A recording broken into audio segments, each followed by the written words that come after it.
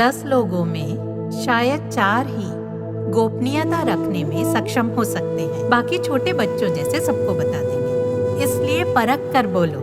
लोगों के स्तर व परिपक्वता अनुसार व्यवहार करें तो सबके साथ समान नहीं रह सकते, कार्य कोई भी हो। श्री कृष्ण के चरित्र और व्यक्तित्व में ये दिखाई देता है।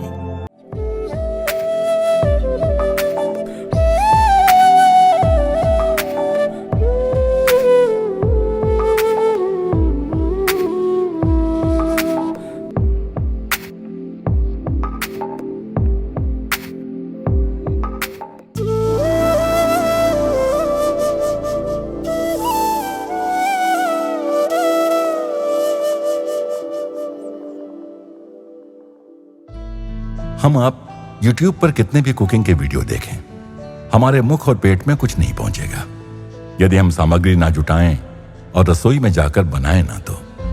हम व्यायाम प्राणायाम के कितने भी वीडियो देख लें, पुस्तकें पढ़ पढ़ कर रख दें, पर अपने को लाभ तभी होगा जब हम अपने हाथ पैरों, अपने श्वास प्रश्वास के साथ कुछ प्रयोग करें। उसी प्रकार ज्ञान और अनुभव भी है। जानकारी तो आज के युग में प्रचुर है, ग्रंथों में, टीवी आदि पर, और कथाओं प्रवचनों का आयोजन भी यत्र तत्र होता रहता है। फिर भी आचरण व्यवहार में शुद्धि क्यों नहीं?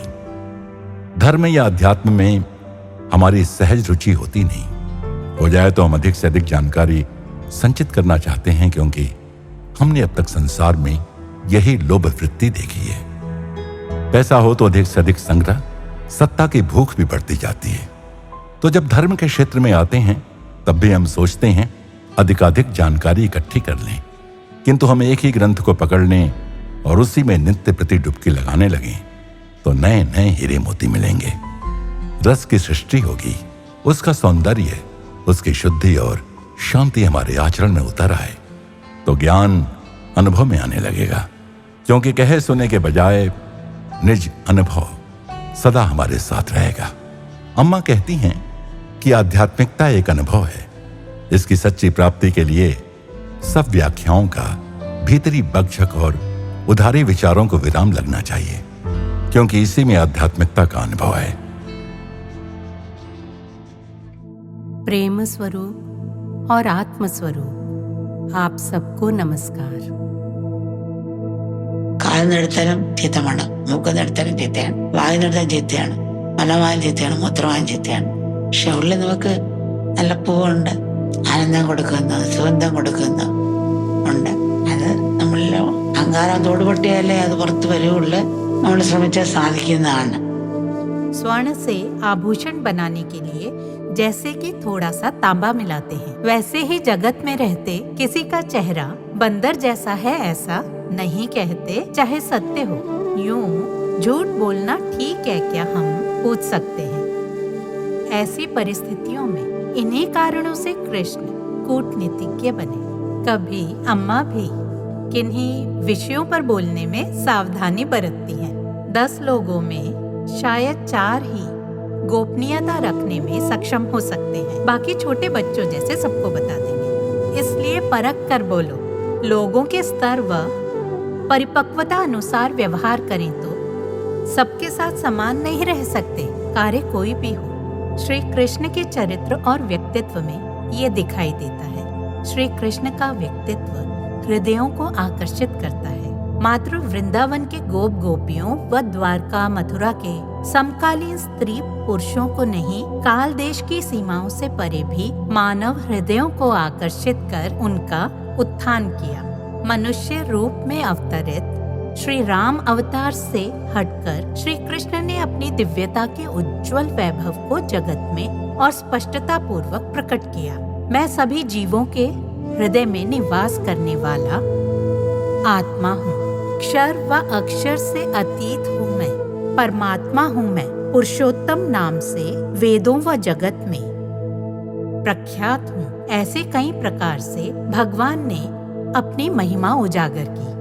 साइंस की माने तो जड़ कुछ नहीं, सब चैतन्य है। ऋषियों ने भी ब्रह्म कहा, पत्थर जड़ है पर रगड़ें तो चिंगारी निकलेगी। मैं उसमें भी हूँ, मैं सब में हूँ, फिर भी सबसे अतीत हूँ। अन्य सब नष्ट हो जाएगा, जैसे शरीर नष्ट हो जाएगा, पद प्रतिष्ठा भी। परिचय देते हैं, मैं मंत्री हूँ, मैं प्रोफेसर हूँ, मैं अफसर हूँ। आखिर मंत्री को पद छोड़ना होगा, ऑफिसर रिटायर होगा, प्रोफेसर रिटायर होगा, उनकी जगह दूसरे आएंगे। कहते हैं मैं सुंदर हूँ, मैं पुरुष हूँ, मैं स्त्री हूँ। मृत्यु आई, उपाधियां छूटी, इतना सजा सवरा शरीर भी छूट गया और नाम यश भी छूट गया। मित्र बंधु स्वजन कोई साथ नहीं आया। जीते जी प्रभो प्रभो कहते हैं, पर जान लो वो भी अल्पकालिक है। अंत समय सम्मानित शरीर को प्राण निकलते ही फूंक दिया जाएगा। जो जो पीछे छूटता है उससे अतीत है।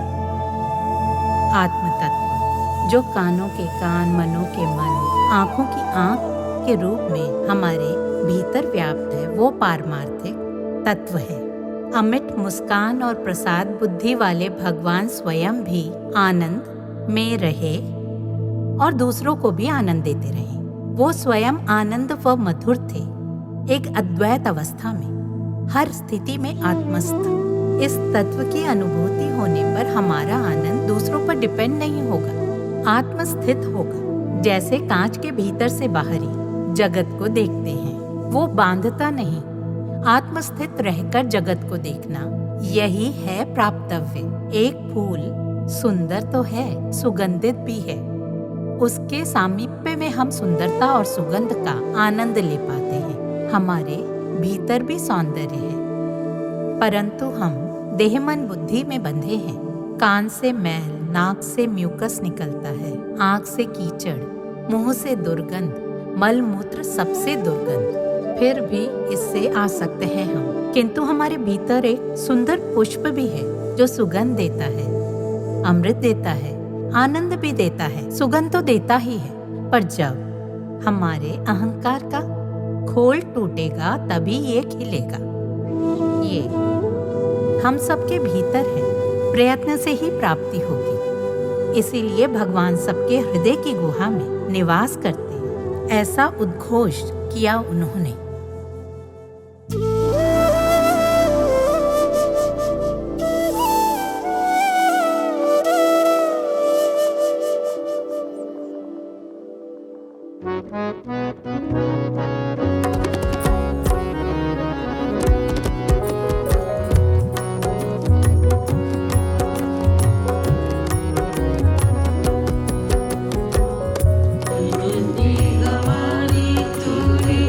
सुनी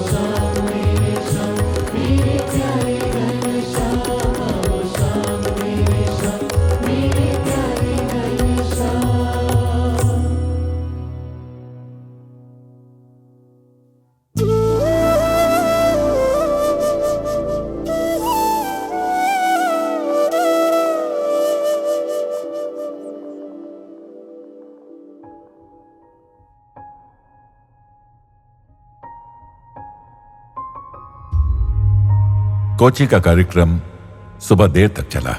अम्मा को जल्द ही त्रिशूर कार्यक्रम के लिए प्रस्थान करना था। जैसे ही अम्मा ने कोच्चि के भक्तों को विदा कहा, सभी भक्तों की आंखों में एक और दर्शन की अंतिम अभिलाषा थी। यद्यपि अम्मा की एक दृष्टि भी जीवन भर का आशीर्वाद है, फिर भी उनके बच्चों को उनकी भौतिक उपस्थिति कभी पर्याप्त नहीं लगती। ये जानकर अम्मा ने प्रस्थान करने से पहले अपने हाथ बढ़ाए और जितने हो सके उतने ही बच्चों को स्पर्श का आशीर्वाद दिया।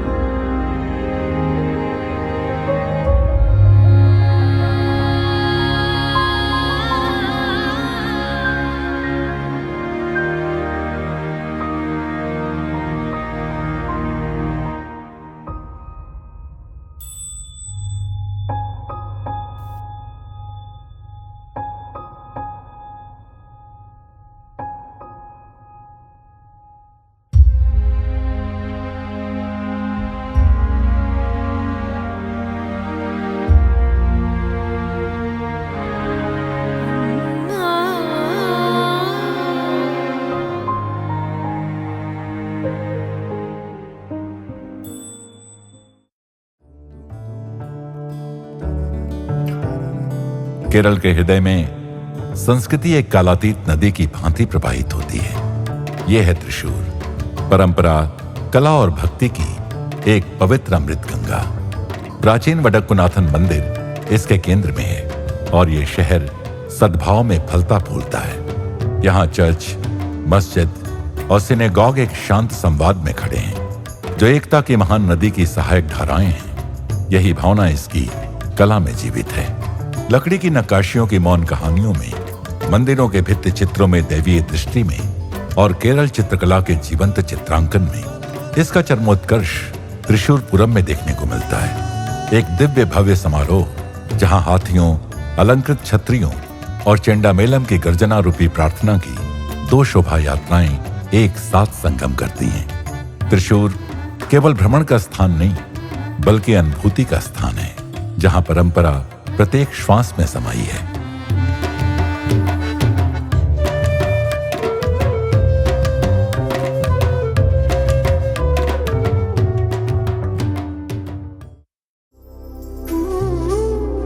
त्रिशूर की यात्रा अपेक्षाकृत छोटी थी और अम्मा का काफिला शाम तक वहां पहुंच गया।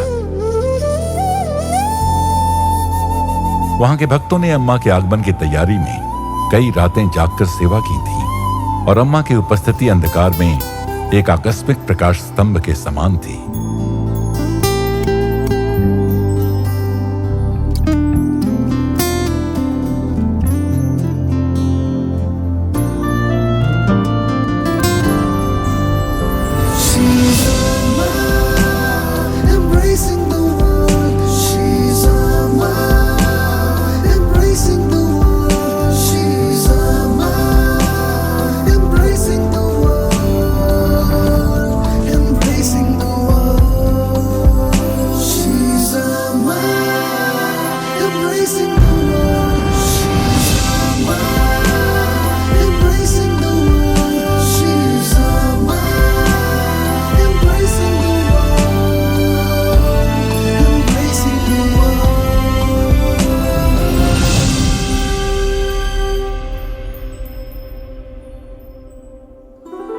अम्मा शीघ्र ही मंच पर पहुंची, जहां उन्होंने अपने सभी बच्चों से आंखें बंद करने, सीधे बैठने और अपने मन को अंतर्मुखी करने को कहा। अम्मा अपने बच्चों को आध्यात्मिक साधनाओं में लगाने का कोई अवसर कभी नहीं चूकती हैं। त्रिशूर के भक्त उत्साह से बैठे, जबकि उनकी प्यारी अम्मा ने उन्हें ध्यान में निर्देशित किया।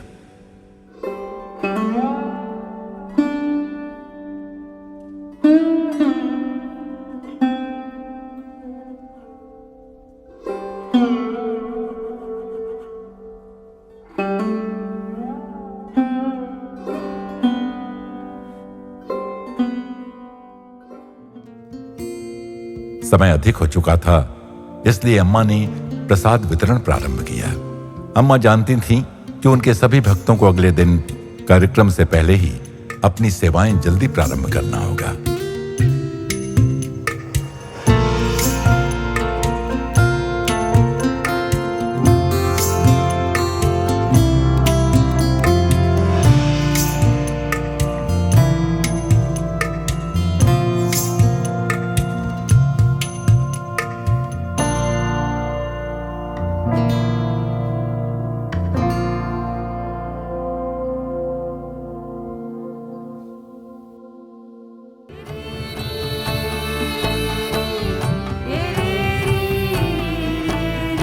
रात्रि में विदा होने से पूर्व अम्मा ने भक्तों के साथ एक भजन सत्र का नेतृत्व किया। अम्मा बचपन से ही भजन गाती आई हैं, दिव्यता का आह्वान करती आई हैं और 70 वर्षों से उनके आसपास के लोग अम्मा की वाणी की ध्वनि सुनकर सहज रूप से भक्ति की अवस्था में डूब जाते हैं।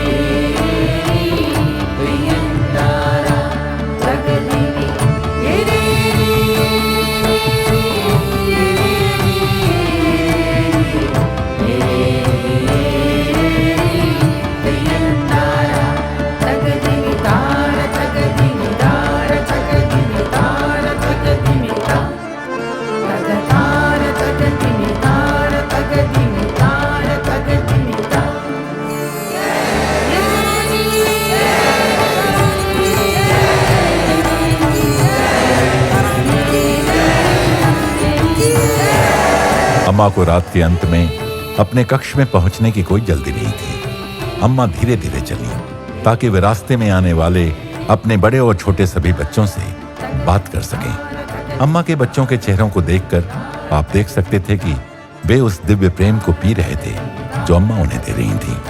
संभवतः इस बात से अनभिज्ञ कि वे जिस महान आशीर्वाद को प्राप्त कर रहे थे, अम्मा उसे इतने सहज और सरल ढंग से प्रदान कर रही थी। कभी कभी अम्मा के भक्तों को ऐसा लगता है मानो अम्मा उनकी अपनी जननी है, और बाद में इस पर चिंतन करने पर उन्हें एहसास होता है कि वे वास्तव में दिव्य माँ से सहज बातचीत कर रहे थे, जो पूरे संसार को आशीर्वाद देने के लिए आई हैं।